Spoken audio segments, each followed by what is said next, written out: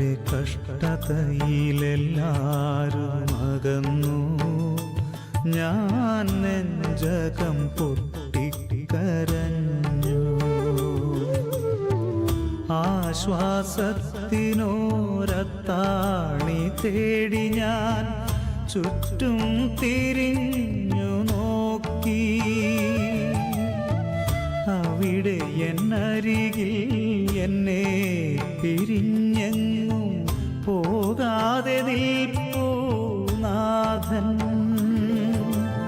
യേശുവൻ രക്ഷകൻ.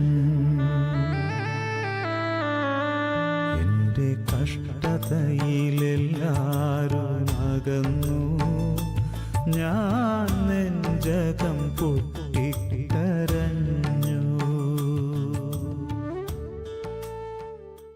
69 സങ്കീർത്തനം 20 വാക്യം. നിന്ന എൻ്റെ ഹൃദയത്തെ തകർത്തു, ഞാൻ ഏറ്റവും വിഷാദിച്ചിരിക്കുന്നു. വല്ലവനും സഹതാപം തോന്നുമോ എന്ന് ഞാൻ നോക്കിക്കൊണ്ടിരുന്നു, ആർക്കും തോന്നിയില്ല. ആശ്വസിപ്പിക്കുന്നവരുണ്ടോ എന്നും നോക്കിക്കൊണ്ടിരുന്നു, ആരെയും കണ്ടില്ല താനും. ഇതിൽ എന്നെ ചിന്തിപ്പിച്ചതായ ഒരു വാക്ക് ആശ്വസിപ്പിക്കുന്നവർ എന്നുള്ളതാണ്. ഈ സങ്കീർത്തനം ഒരു മശിഹാ സങ്കീർത്തനമാണ്. ദാവീദ് പ്രവചന ദൃഷ്ട്യാ രേഖപ്പെടുത്തിയിരിക്കുന്നതായ സങ്കീർത്തന ഭാഗങ്ങളാണ്.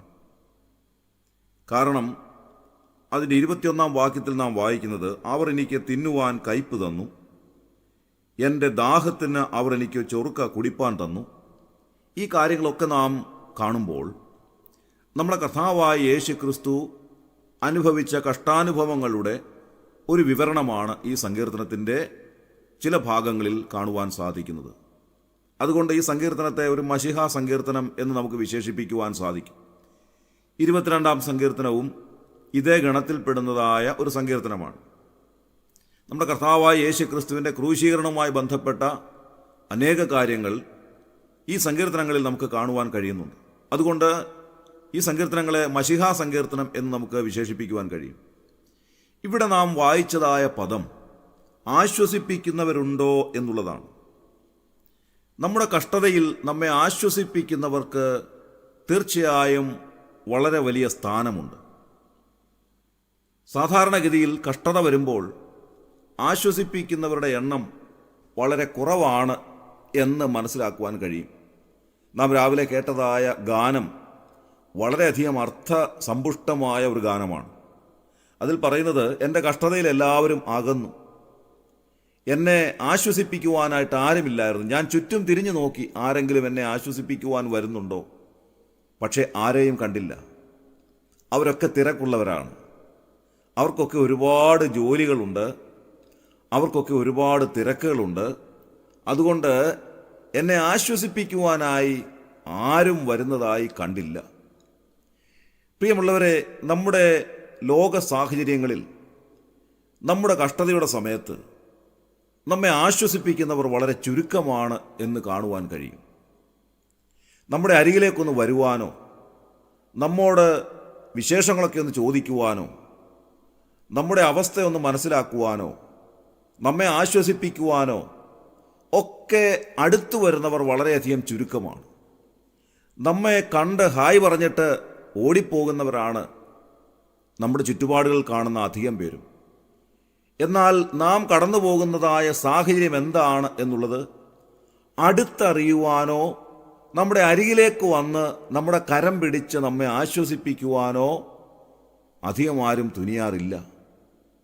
ദൈവവചനം പറയുന്നത് ആശ്വസിപ്പിക്കുന്നവരുണ്ടോ എന്ന് ഞാൻ നോക്കിക്കൊണ്ടിരുന്നു എന്നാണ്. നാം നമ്മുടെ ചുറ്റുപാടുകളിലേക്ക് പലപ്പോഴും നോക്കിക്കൊണ്ടിരിക്കുകയാണ്.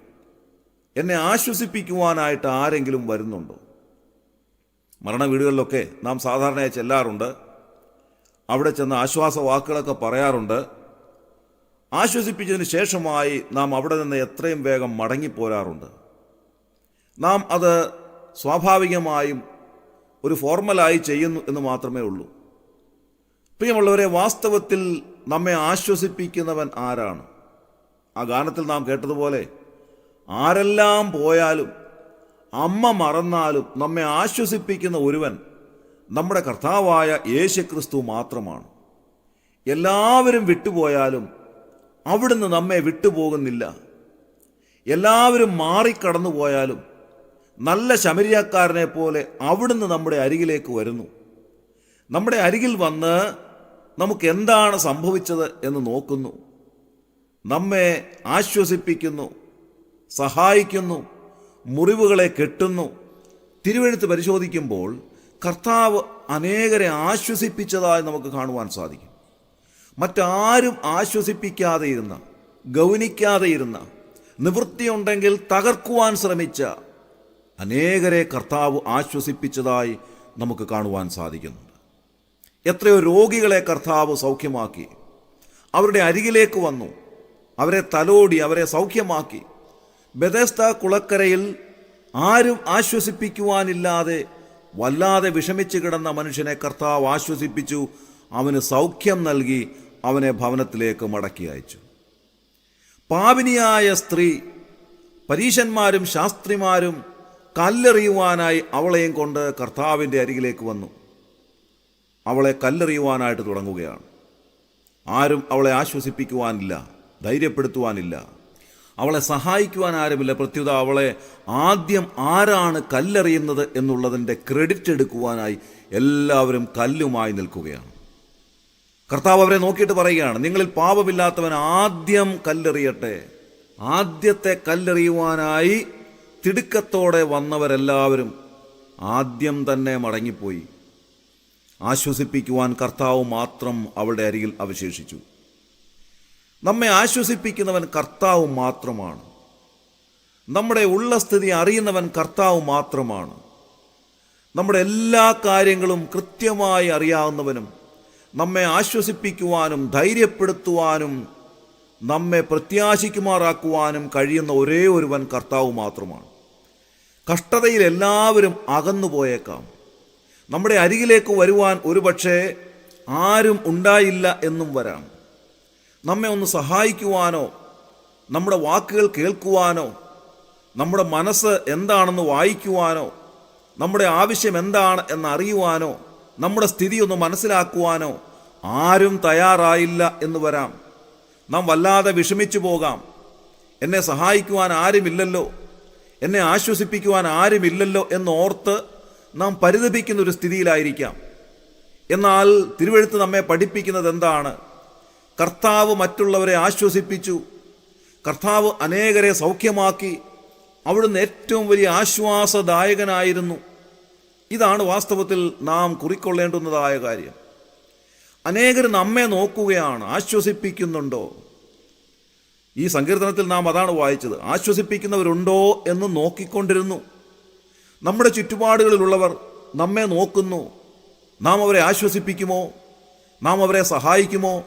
ക്രിസ്ത്യാനികളെന്ന് അഭിമാനിക്കുന്ന നമ്മോട് തിരുവെഴുത്ത് രാവിലെ ചോദിക്കുന്നു, നീ എത്ര പേരെ ആശ്വസിപ്പിക്കുന്നുണ്ട്? എത്ര പേരെ ധൈര്യപ്പെടുത്തുന്നുണ്ട്? വാസ്തവത്തിൽ കഷ്ടത അനുഭവിക്കുന്നവരുടെ അരികിലേക്ക് ചെല്ലുവാൻ നിനക്ക് സാധിക്കുന്നുണ്ടോ? നീ നിന്റെ തിരക്കും നിൻ്റേതായിട്ടുള്ള കാര്യങ്ങളും മാത്രം നോക്കി പോവുകയല്ലേ ചെയ്യുന്നത്? നമ്മുടെ ചുറ്റുപാടുകളിൽ സഹായം അർത്ഥിക്കുന്ന, സഹായം ആഗ്രഹിക്കുന്ന, ആശ്വാസം നമ്മിൽ നിന്ന് പ്രാപിക്കണമെന്ന് ആഗ്രഹിക്കുന്ന ഒരുപാട് പേർ നമ്മെ ദയനീയമായി നോക്കിക്കൊണ്ടിരിക്കുമ്പോൾ അതെല്ലാം അവഗണിച്ച് നാം മുൻപോട്ട് പോവുകയല്ലേ ചെയ്യുന്നത്? നാം സ്വാർത്ഥമതികളായി തീർന്നിട്ടില്ലേ? നാം മറ്റുള്ളവരെ ആശ്വസിപ്പിക്കുന്നില്ല എന്ന് തന്നെയുമല്ല, പലപ്പോഴും നമ്മുടെ സഹവിശ്വാസികളെയോ നമ്മുടെ ചുറ്റുപാടുകളിലുള്ളവരെയോ നാം ഉപദ്രവിക്കുന്നവരായും തീരുന്നു എന്നുള്ളത് ദയനീയമായ ഒരു കാര്യമാണ്. എന്നാൽ ദൈവവചനം നമ്മോട് പറയുകയാണ്, നാം മറ്റുള്ളവരെ ആശ്വസിപ്പിക്കുവാൻ ഉള്ള പ്രതിബദ്ധത നമുക്കുണ്ട്. അതാണ് നല്ല ശമരിയാക്കാരൻ്റെ ചരിത്രം പറയുന്നതിലൂടെ നമ്മെ കർത്താവ് പഠിപ്പിക്കുന്നത്. നാം മറ്റുള്ളവർക്ക് ആശ്വാസമായി തീരണം. നമ്മുടെ വാക്കുകളും പ്രവൃത്തികളും ഒക്കെ മറ്റുള്ളവരെ ആശ്വസിപ്പിക്കുന്നതാകണം. നമ്മുടെ കർത്താവ് അതാണ് നമ്മെ പഠിപ്പിച്ചത്. നമുക്ക് മാതൃകയായിരിക്കുന്നത് യഥാർത്ഥ ആശ്വാസദായകനായ കർത്താവായ യേശു ക്രിസ്തുവാണ്. അവിടുത്തെ മുഖത്തേക്ക് നമുക്ക് നോക്കാം. നമ്മെ ആശ്വസിപ്പിക്കുന്നവൻ അവിടുന്ന് മാത്രമാണ്. എല്ലാവരും കൈവിട്ടു പോയാലും, ആരെല്ലാം നമ്മെ മറന്നാലും, നമ്മെ മറക്കാത്ത ഒരുവൻ നമ്മുടെ കർത്താവാണ്. നമ്മുടെ കഷ്ടതയുടെ സമയത്ത് നമ്മുടെ അരികിലേക്ക് വരുന്ന, നമ്മുടെ ഉള്ള നില മനസ്സിലാക്കുന്ന, നമ്മെ ധൈര്യപ്പെടുത്തുവാൻ കഴിയുന്ന ഒരേ ഒരുവൻ കർത്താവ് മാത്രമാണ്. എല്ലാവരും വിട്ടുപോയാലും നമ്മെ വിട്ടുപോകാത്ത ഒരുവൻ കർത്താവ് മാത്രമാണ്. ഒരുപക്ഷെ നമ്മെ ആശ്വസിപ്പിക്കും എന്ന് നാം പ്രതീക്ഷിച്ചിരുന്നതായ അനേകർ നമ്മെ കണ്ട് മാറിക്കടന്നു പോകുമ്പോൾ നമ്മുടെ അരികിലേക്ക് വരുന്ന, നമ്മെ സഹായിക്കുന്ന ഒരു കരം, ആശ്വസിപ്പിക്കുന്ന ഒരു കരം കർത്താവിൻ്റെ കരം മാത്രമാണ്. ആ കരം നമ്മെ തലോടുന്ന കരമാണ്. നമ്മുടെ കഷ്ടതയിൽ നമ്മെ വിട്ടുപിരിയാത്ത കരമാണ്. നമ്മുടെ കണ്ണുനീര് തുടയ്ക്കുന്ന കരമാണ്. നമ്മെ ആശ്വസിപ്പിക്കുന്ന കരമാണ്. ആ കരത്തിൻ്റെ തലോടൽ അനുഭവിക്കുവാൻ ഇന്നത്തെ ദിവസം കർത്താവ് നമ്മെ സഹായിക്കട്ടെ. ആ കർത്താവിൻ്റെ തലോടൽ അനുഭവിച്ച് ആശ്വസിച്ചുകൊണ്ട് ഈ ചൂടേറിയ മരുഭൂമിയിൽ ജീവിക്കുവാൻ കർത്താവ് നമ്മെ ഇടയാക്കട്ടെ. അതേസമയം തന്നെ അനേകരെ ആശ്വസിപ്പിക്കുവാൻ നമുക്കും ഇടയാകട്ടെ എന്ന് പ്രാർത്ഥിക്കുന്നു. ഇന്നത്തെ ദിവസം ഈ നിലയിൽ അനേകർക്ക് ആശ്വാസമായി തീർന്ന് കർത്താവിൻ്റെ കരങ്ങളിൽ നിന്ന് അനുഗ്രഹം പ്രാപിക്കുന്ന അനുഭവം നമുക്കുണ്ടാകുവാൻ ഇടയാകട്ടെ. ആശ്വാസദായകനായ കർത്താവിൻ്റെ അരികിലേക്ക് ചെല്ലാം. നമ്മുടെ കണ്ണുകൾ അടയ്ക്കാം, പ്രാർത്ഥിക്കാം. ക്രിസ്തുയേശുവിലൂടെ ഞങ്ങളെ അതിവാത്സല്യമായി സ്നേഹിക്കുന്ന സ്വർഗീയ പിതാവാ നല്ല ദൈവമേ, ഈ പ്രഭാതത്തിനായി ഞങ്ങൾ നന്ദിയോടെ സ്തോത്രം ചെയ്യുന്നു. കർത്താവെ, ഞങ്ങൾ വായിച്ചതുപോലെ ഞങ്ങളുടെ ചുറ്റുപാടുകളിൽ അനേകർ ഞങ്ങളെ നോക്കുകയാണ്. ആശ്വസിപ്പിക്കുന്നവരുണ്ടോ എന്ന് കാണുവാനായി ഞങ്ങളെ നോക്കുന്ന ഒരുപാട് കണ്ണുകളുടെ മുൻപാകെ ഞങ്ങളായിരിക്കുന്നു എന്നുള്ള ബോധ്യം ഞങ്ങൾക്ക് നൽകണമേ എന്ന് പ്രാർത്ഥിക്കുന്നു. അവിടുന്ന് ഈ ലോകത്തിലായിരുന്നപ്പോൾ എത്രയോ പേരെ അവിടുന്ന് ആശ്വസിപ്പിച്ചു. കർത്താവെ, എത്രയോ രോഗികളെ അവിടുന്ന് സൗഖ്യമാക്കി, ധൈര്യപ്പെടുത്തി. ഇന്ന് രാവിലെ ആശ്വാസദായകനായ അവിടുത്തെ സന്നിധിയിലേക്ക് ഞങ്ങൾ അടുത്തു വരികയാണ്. കർത്താവെ, ഞങ്ങളുടെ കഷ്ടതയിൽ എല്ലാവരും ഞങ്ങളെ വിട്ടുപോകുമ്പോൾ ഞങ്ങളെ വിട്ടുപിരിയാത്ത ഒരുവനായിട്ട് അവിടുന്ന് എല്ലാ സമയത്തും ഞങ്ങളുടെ കൂടെ ഉള്ളതിനായി ഞങ്ങൾ നന്ദിയോടെ സ്തോത്രം ചെയ്യുന്നു. ഞങ്ങളെ യഥാർത്ഥമായി ആശ്വസിപ്പിക്കുന്ന ഒരു കരം ഞങ്ങൾക്കുള്ളതിനായി ഞങ്ങൾ നന്ദി പറയുന്നു. ഇന്ന് രാവിലെ കർത്താവെ, ഈ ശുശ്രൂഷയിൽ സംബന്ധിച്ച എല്ലാവരെയും അവിടുന്ന് സഹായിക്കണമേ. പ്രയാസങ്ങളിലൂടെ, പ്രശ്നങ്ങളിലൂടെയൊക്കെ കടന്നു പോകുന്നവരെ അവിടുന്ന് ആശ്വസിപ്പിക്കണമേ കർത്താവെ. മനസ്സ് തകർന്നവരെ അവിടുന്ന് ധൈര്യപ്പെടുത്തണമേ കർത്താവെ. രോഗികൾക്ക് സൗഖ്യം നൽകി അവിടുന്ന് ആശ്വസിപ്പിക്കണമേ. ജീവിതത്തിലെ നിരാശ ബാധിച്ചവരെ അവിടുന്ന് ധൈര്യപ്പെടുത്തി അവരെ സഹായിച്ച് അവരെ ആശ്വസിപ്പിക്കണമേ കർത്താവെ. ഒപ്പം അനേകരെ ആശ്വസിപ്പിക്കുവാൻ ഞങ്ങളെ അവിടുന്ന് കരങ്ങളെടുത്ത് ഉപയോഗിക്കണമേ എന്ന് പ്രാർത്ഥിക്കുന്നു. ഇന്നത്തെ ദിവസം അവിടുത്തെ കരങ്ങളിൽ നിന്ന് അനുഗ്രഹം പ്രാപിക്കുന്ന, ആശ്വാസം പ്രാപിക്കുന്ന അനുഭവം ഞങ്ങൾക്കുണ്ടാകുവാൻ ഇടയാക്കണമേ. ഈ ശുശ്രൂഷയെ സംബന്ധിച്ച് എല്ലാവരെയും അവിടുന്ന് അനുഗ്രഹിക്കണമേ. അവിടുന്ന് അങ്ങനെ ചെയ്തതിനായി ഞങ്ങൾ നന്ദി പറയുന്നു കർത്താവെ. ഞങ്ങളുടെ പ്രാർത്ഥന കേട്ടതിനായി സ്തോത്രം. ഞങ്ങളുടെ കർത്താവ് രക്ഷിതാവുമായ യേശു ക്രിസ്തുവിന്റെ ധന്യമായ നാമത്തിൽ തന്നെ ആമേൻ. എൻ മുഖം നോക്കി എന്നേശുനാഥൻ എന്നോടു മെല്ലെ മന്ത്രിച്ചു. എൻ മുഖം നോക്കി എന്നേശുനാഥൻ എന്നോടു മെല്ലെ മന്ത്രിച്ചു. ആരെല്ലാം പോയാലും അമ്മ മറന്നാലും ഞാൻ നിന്നെ പിരിയുകില്ല.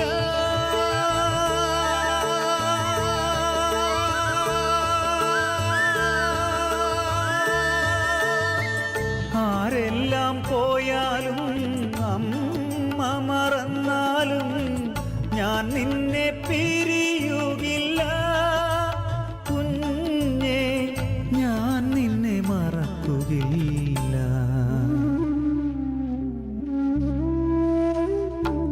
എൻ്റെ കഷ്ടതയിലെല്ലാരും അകന്നു. ഞാൻ നെഞ്ചകം പൊട്ടിക്കരഞ്ഞു. ആശ്വാസത്തിനോരത്താണി തേടി ഞാൻ ചുറ്റും തിരിഞ്ഞു നോക്കി. അവിടെ എന്നരികിൽ എന്നെ പിരിഞ്ഞെങ്ങും പോകാതെ നിൽപ്പൂ നാഥൻ. യേശുവൻ രക്ഷകൻ. എൻ്റെ കഷ്ടതയിലെല്ലാരും അകന്നു. ഞാൻ നെഞ്ചകം പൊട്ടി